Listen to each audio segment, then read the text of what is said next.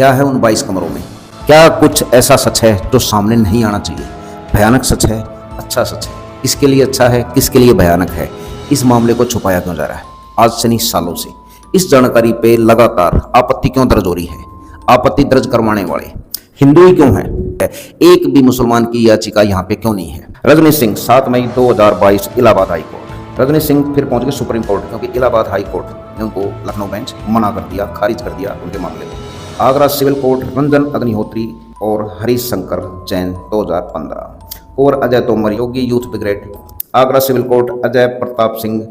क्या है उन 22 कमरों में? जानना चाहते हैं, पूरा हिंदुस्तान जानना चाहता है। कोर्ट, छोटा कोर्ट, बड़ा court, high court, supreme court, सब जगह इन्होंने अपनी याचिका लगा दी, लेकिन जवाब कहीं से नहीं आया। आखिर में जाके सारी जगह घुमा फिरा के सिर्फ एक ही जवाब है, हम इस मामले में कुछ भी नहीं कर सकते। क्या कुछ ऐसा सच है जो सामने नहीं आना चाहिए? भयानक सच है, अच्छा सच है, किसके लिए अच्छा है, किसके लिए भयानक है? इस मामले को छुपाया क्यों जा रहा है आज से नहीं सालों से? क्या उन 22 कमरों का रहस्य हिंदुस्तान की जनता के सामने नहीं आना चाहिए, पब्लिक के सामने नहीं आना चाहिए? जो लाखों टूरिस्ट आते हैं ताजमहल को देखने के लिए, उसमें जो गाइड बताते हैं उसको, क्या वो जानकारी सही है? इस जानकारी पे लगातार आपत्ति क्यों दर्ज हो रही है? आपत्ति दर्ज करवाने वाले हिंदू ही क्यों हैं? हिंदू ही क्यों है? मुसलमान बार बार कहता है मैं अहम हिस्सा हूं हिंदुस्तान का, मेरे बगैर हिंदुस्तान को मत देखिए।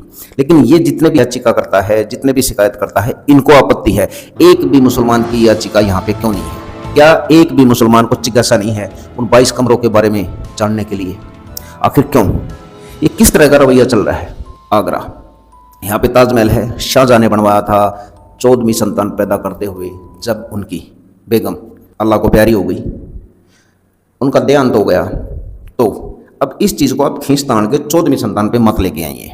जब से ये मामला सुर्खियों में आया है तो कुछ मीडिया धारक या यूट्यूबर अपने तरीके से दिखाना चाहते हैं ये एजेंडा धारक है। आपने किसी ने कोर्ट से कुछ जानकारी मांगी है, लेकिन ये जो मीडिया धारक है, एजेंडा धारक कहता हूं मैं इनको, तो इन्होंने उस याचिकाकर्ता को बीजेपी पार्टी से जोड़ दिया। बीजेपी पार्टी के इस नेता ने ये याचिका लगाई, क्या कोर्ट में यही नाम होता है? बीजेपी लिखते हैं उसके सामने, यहाँ भी पार्टीवाद फैला दिया।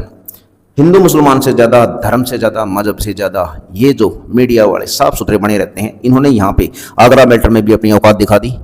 अगर ताजमहल शिव मंदिर घोषित हो जाता है, या कोई मंदिर घोषित हो जाता है, या हिंदुओं की प्रॉपर्टी घोषित हो जाता है, या किसी हिंदू राजा ने बनाया है, तो क्या ही कुछ बिगड़ जाएगा? सिंबल ऑफ लव के नाम से ताजमहल को चर्चित किया गया है, अब यही इतिहास में इसका नाम है।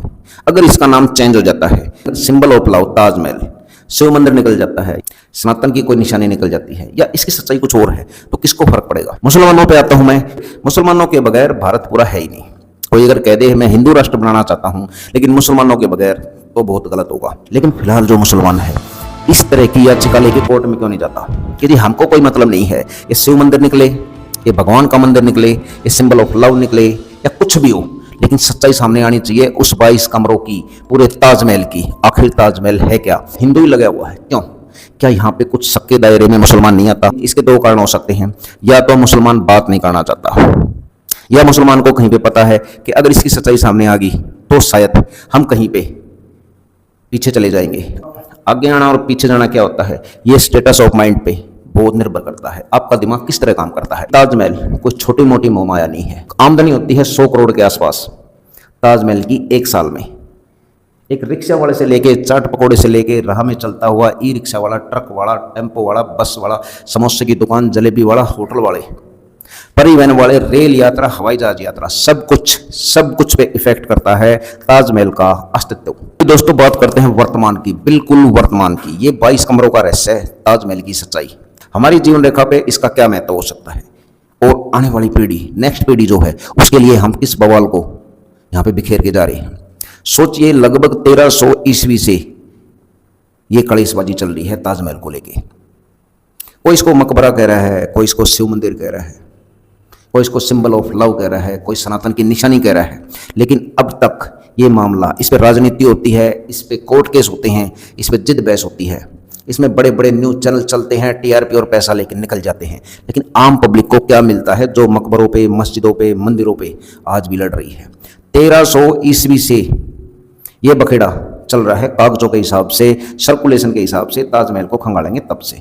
तो आप समझिए तब उन्होंने कलेश किया था, तो आज की पीढ़ी को इसको अपने दिमाग पे, अपने दिल पे, अपनी दिनचर्या पे शामिल करना पड़ रहा है। लेकिन आज जो आप मंदिर मस्जिद इन चीज़ों पे भाग रहे हो, दौड़ रहे हो, राजनीति कर रहे हो, आपकी ज़िंदगी में घुस चुके हैं मंदिर और मस्जिद है। रोटी से ज़्यादा आपको मंदिर और मस्जिद चाहिए।